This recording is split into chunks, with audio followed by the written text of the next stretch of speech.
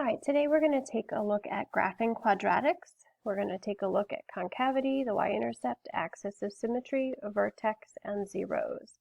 I have an example on my screen, so we'll take a look at that. Concavity is whether your parabola is pointing up or down. Okay, this is going to be concave down, and this one would be concave up. Concave up makes like a U, concave down makes more of an N shape. So when I take a look at concavity, I find that by looking at the coefficient of x squared. So if you remember the form of a quadratic, it's ax squared plus bx plus c. The a term, which is the a coefficient is right in front of x squared, that's going to tell you concavity. If the a is positive, then we're concave up. If your a is negative, it's concave down. So in this case, our concavity comes from negative x squared. So we're going to take a look at that. If it's negative x squared, that means it's concave down. So we are headed in the downward direction. So for this example, let me erase some of this stuff. We're concave down like that. Next thing, we want to look for the y-intercept. Again, in your quadratic function, uh-oh, I lost my pen.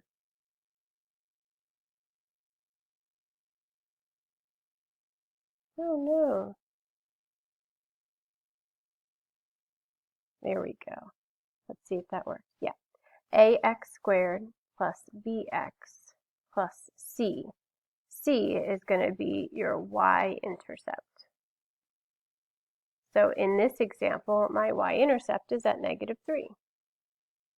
So I go on my y-axis, and these are a little blurry, but I've got up 1, up 2, down 1, 2, 3. I'm going to put a dot right there on my y-intercept at -3. The next thing I want to do is find my axis of symmetry. And your axis of symmetry is found by the equation x equals -b over 2a. So this is plugging in our a, our b from our equation. So when we replace these variables, we get -4 over 2 times -1. So this negative sign out in front is really like a -1 in there. So now we just calculate. We work this out. We get -4 over 2 times -1 is -2. When we simplify this, -4 divided by -2 is a +2. So our axis of symmetry is a guideline. It shows the reflection. So I'm going to go over to x equals 2 and dot or dash a vertical line. That's my mirror line. So when I take a look at my y-intercept, I can go ahead and reflect my y-intercept over the dashed line. So it's 2 away, so I'm going to go 2 away in the opposite direction. And now I have 2 points to my parabola, but I can't see the curve yet, so we're going to keep working. The next part is our vertex. So let me box this axis of symmetry equation. That's something you're going to need to have memorized. A vertex is going to be the turning point. So if this is my graph, I'm over here, that would be your vertex. It's where your parabola turns and goes into the opposite direction. So we got to find that vertex. And in order to do that, we take this value, our axis of symmetry, and we plug it in to the equation. Because our vertex is going to be an ordered pair. We're going to plug 2 in, so that comes from there, and we're going to plug it into our equation that we have up there. So when we go ahead and take a look at that, we've got negative, plug in 2 squared, plus 4, plug in 2, minus 3. Now be very careful with your plugging in of negative numbers. In this case, we plugged in a positive number. We start by squaring 2, which is 4, and then multiply it by -1. So that's -4 plus 2 times 4 is 8 minus 3. Keep simplifying, we get +4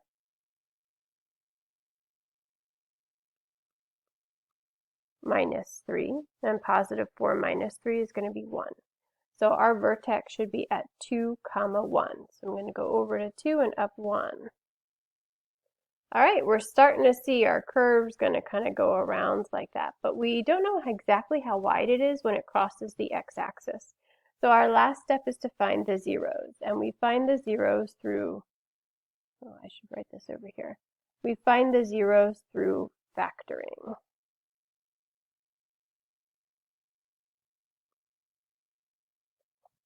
So here we go for factoring. We're going to go ahead and write down our equation, negative x squared plus 4x minus 3. And right away I'm going to factor out that negative 1. So we get x squared minus 4x plus 3. And then I'm going to go ahead and do my x box. I'm going to put 3 in the top, negative 4 in the bottom. I'm looking for two numbers that multiply to 3 but add up to negative 4. I'm thinking that's going to be, I don't know, what should it be? They add up to negative 4 but multiply to 3. I said it backwards. So let's see, I'm going to multiply negative 1 and negative 3 together. Negative 1 times negative 3 is positive 3, but when I add them up I get negative 4. So my factors are x minus 1 and x minus 3.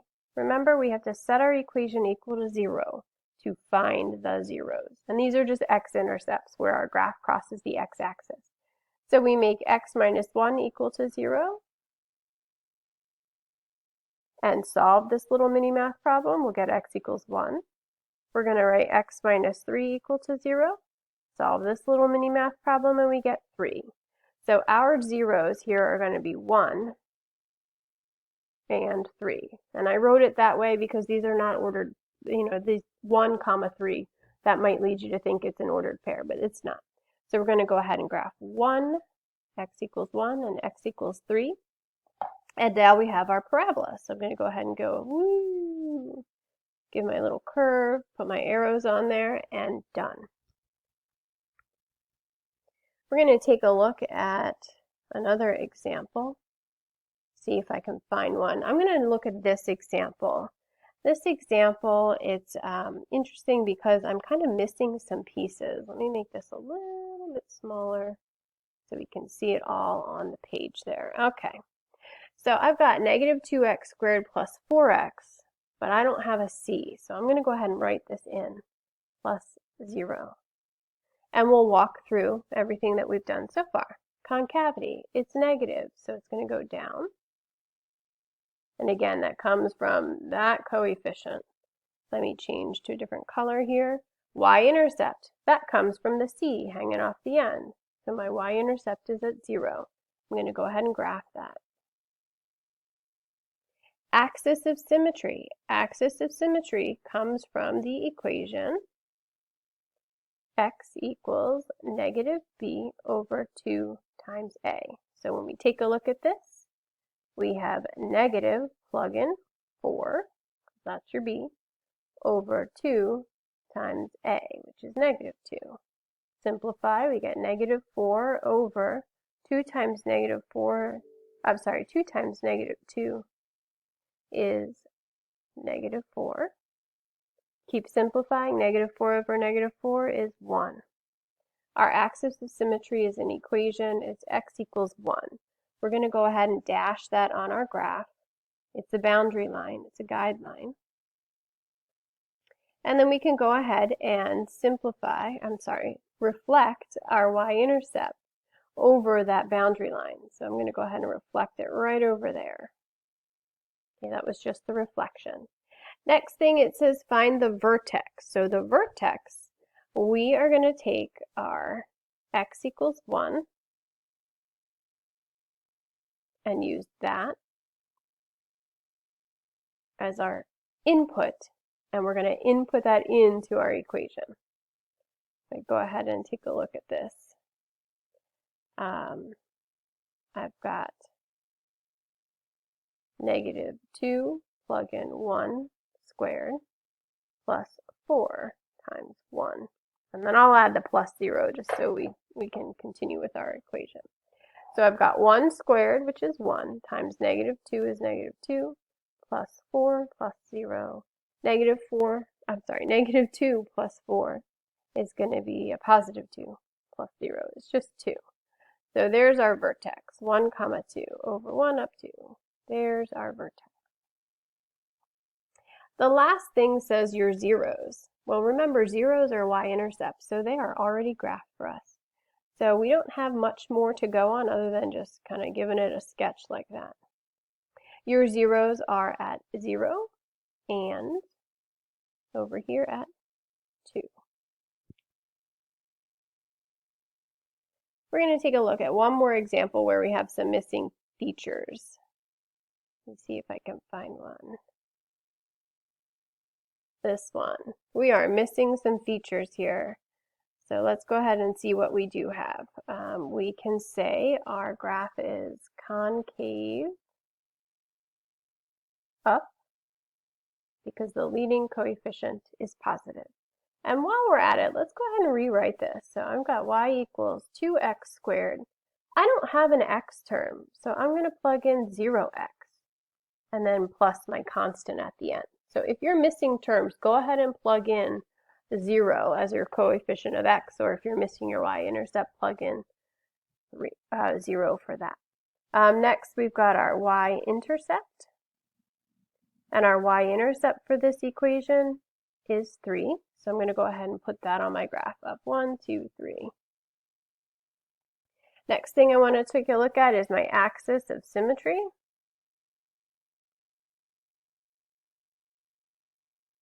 And that comes from the equation x equals negative b over 2a. So x equals negative, my b is 0, I'll plug it in, over 2 times 2, just so we can see what happens.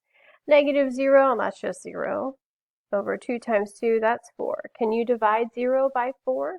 Sure, we get 0. So in this case, our axis of symmetry is x equals 0. So that's your y-axis right here. So I'll go ahead and dash that. After that, we want to find the vertex. So remember, your vertex is where you take your axis of symmetry and plug that in. So I'm going to plug in 0 into my equation. So I've got 2 times 0 squared plus 0 times 0 plus 3. 0 squared is 0. 0 times 2 is 0. 0 times 0 is 0. And then we have 3. So our vertex is going to be at 0, 3. And that, if I graph it, oh, it's already there. So I already have my vertex. Last thing we want to do is find our zeros. And we do that through factoring. I'm going to go ahead and go back to my original problem here. It says 2x squared plus 3. When I go ahead and take a look for factors, do I have any common factors that I can pull out as a GCF? No. Is this the difference of perfect squares? No. So what I can see is this is not factorable. So that means it's not going to cross the x-axis at all because there are no zeros. And why would that be? If we go back up to this first question we asked, we said it's concave up. So concave up makes a U shape. So if I have my vertex here, that's the turning point of my parabola. So my U shape is just going to go something like this. And I really don't know how wide it is. I can't be too accurate with it, but I can go ahead and give a little 0. Give a little graph there. All right, that's graphing quadratics.